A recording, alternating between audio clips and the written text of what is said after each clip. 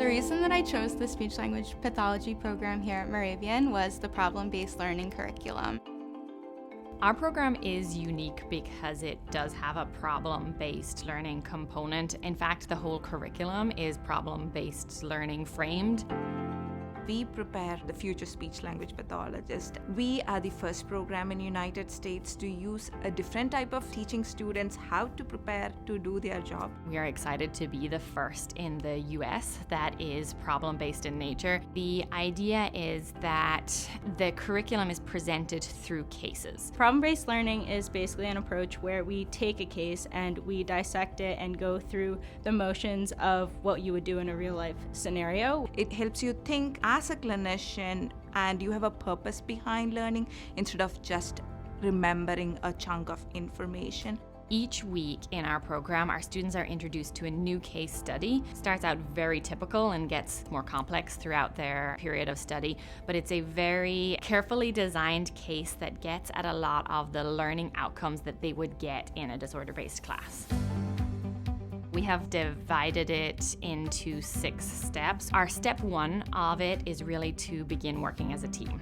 Working with groups is honestly great because not only in the classroom but in our clinical fieldwork, we are going to be working with completely different individuals no matter what the case is. So you kind of get to see different perspectives, different experiences, and kind of tie it all together in the end. The second step in the process is talking about what they already know. And so we spend a lot of that first component drawing on people's experiences. My favorite part about the program is being able to bring my own experiences into the classroom. They really focus on this collaborative, interpersonal approach. What would we like to know more? What are the additional information we need to solve this problem? This is where the facilitator or the instructor becomes really important. My favorite part of this program is the fact that the professors really genuinely care about the facilitation and the growth of our learning. We look at resources. So students go away, they spend some time using the literature. We usually, especially earlier on in the program, give the students guidance for certain papers we recommend they read. We really do a lot of our own learning through research. And then they move on to step 5 where they apply their knowledge. So while we're having this discussion and answering these learning outcomes, they're also thinking about something that they could do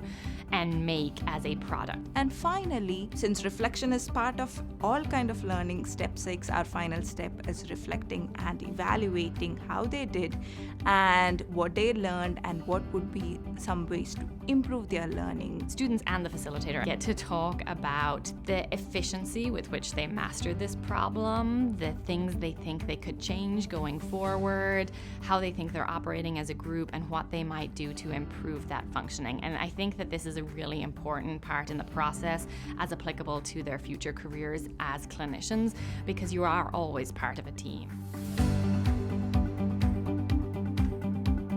Students should expect to take charge of their own learning.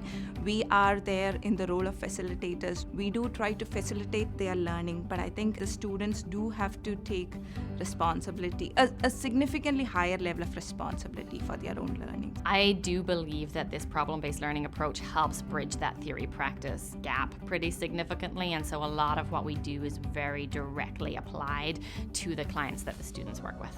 This idea with the learning process is not to teach students the specific information we feel like they need to know in that moment. Yeah, we do want to teach them as much information as possible, but we know that our field changes and there's always new kinds of clients that you come across, and so we're really most concerned about teaching our students to be very self-sufficient.